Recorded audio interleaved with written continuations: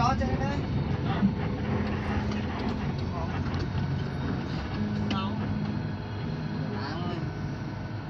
Người hàng Em đây thôi.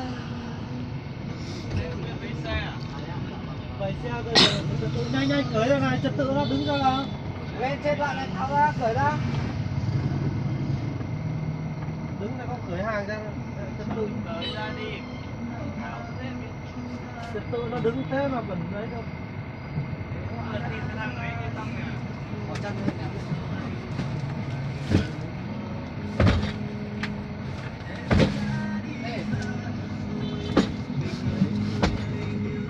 Cái bảo này nhắn tin cho anh luôn nhá. Có số đấy chưa?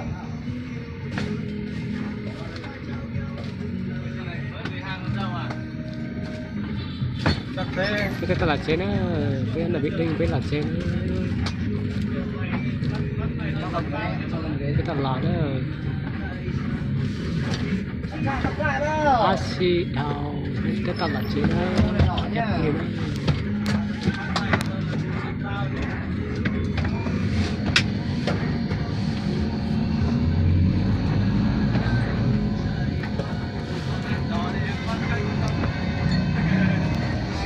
Cái là chế nó cái này nó mang cái chua ra đó, cái cả này bị đinh là nó là chế nó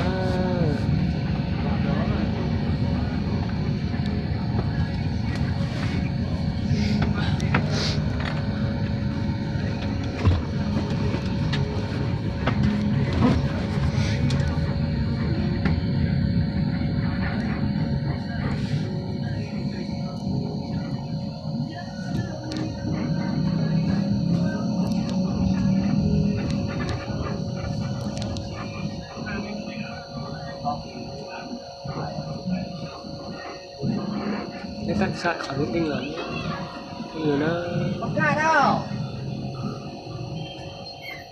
sợi bị đinh là nó cái tập hợp này bị đinh là chế nó chất gì nó axit đầu cái là lò nó Hè rồi, hôm nay sai mua kính râm nhá. Rồi. Mua kính của thầy Chiến đấy đeo với anh nhặt. Mua kính là ai bảo chơi vào chén đấy. Nó bị chạch.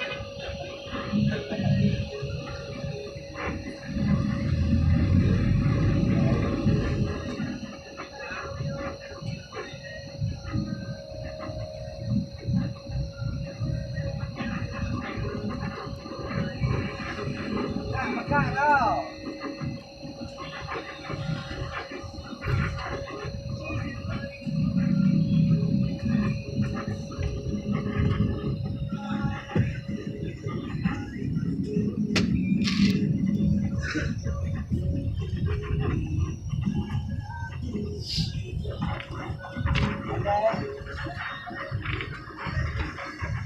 Ơi.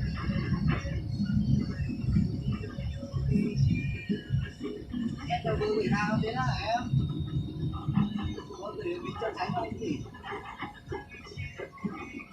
Ok em nhé. Ok. Ai là một rưỡi bảo em nhé.